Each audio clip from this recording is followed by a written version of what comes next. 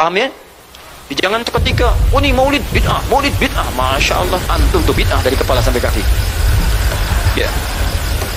Saya luar biasa kesal. Kadang ada orang bikin perbandingan begini, maulid Nabi, maulid zaman Nabi tidak ada, coret. Zaman sahabat tidak ada, coret.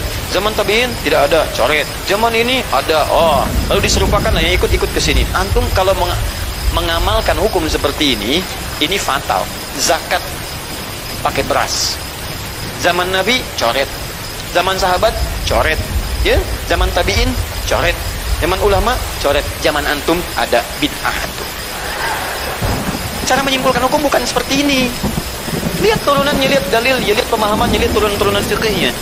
Ya, bagaimana bisa zakat pakai beras jadi? Padahal contoh nggak ada, dalil nggak spesifik. Ayo coba temukan Nabi zakat pakai beras, temukan. Kalau antum menemukan, Masya Allah, saya bermohon kepada Allah supaya Allah mempercepat hajinya antum dan masuk surga tanpa hisab. Tiap hari saya doakan. Tidak cukup dengan amin, cari dulu. Cari di setiap hadis Nabi zakat pakai beras. Saya sampaikan pada antum, sampai kiamat kurang 2 hari, antum gak akan temukan. Sehari lagi buat sadar, ngapain nyari? Ya. Karena Nabi tidak pernah bersentuhan dengan beras. Silakan cari di kitab hadis palsu pun, sepalsu-palsunya nggak akan ditemukan. Capek pemalsu hadis mengarang hadis palsu tentang itu. Nggak akan didengar, nggak akan dilihat. Kenapa? Karena tidak ada. Ya, kata Muawiyah, hadza irqun, itu makanan pokok. Nabi zakat pakai kurma, pakai gandum.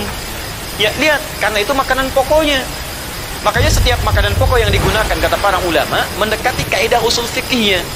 Dan kaidah usul fikih diambil di sini. Setiap yang punya keserupaan dengan itu, sekalipun teksnya tidak jelas langsung menunjuk, itu ada isyarat, namanya qarinah namanya. Kalau ada isyarat menunjukkan kepada itu, maka boleh digunakan sebagai alternatif lain dari makanan pokok yang tidak didapati di masa kita dengan generasi yang berbeda. Tapi kalau makanannya sama di setiap generasi, dia zakatnya pakai itu. Makanya orang Arab sampai sekarang pakai kurma, ada yang pakai gandum. Kita makanan pokoknya bukan itu. Antum makanan pokoknya apa?